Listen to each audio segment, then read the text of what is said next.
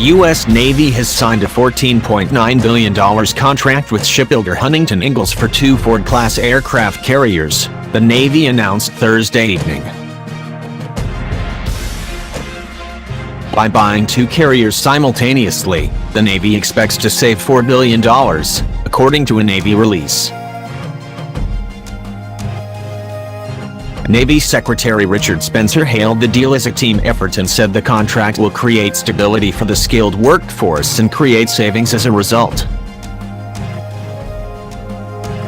Focusing on optimizing construction activities and material procurement, the team was able to achieve significant savings as compared to individual procurement contracts, Spencer said in the release. One contract for construction of the 2 ships will enable the shipbuilder flexibility to best employ its skilled workforce to design once and build twice for unprecedented labor reductions while providing stability and opportunities for further efficiencies within the nuclear industrial base.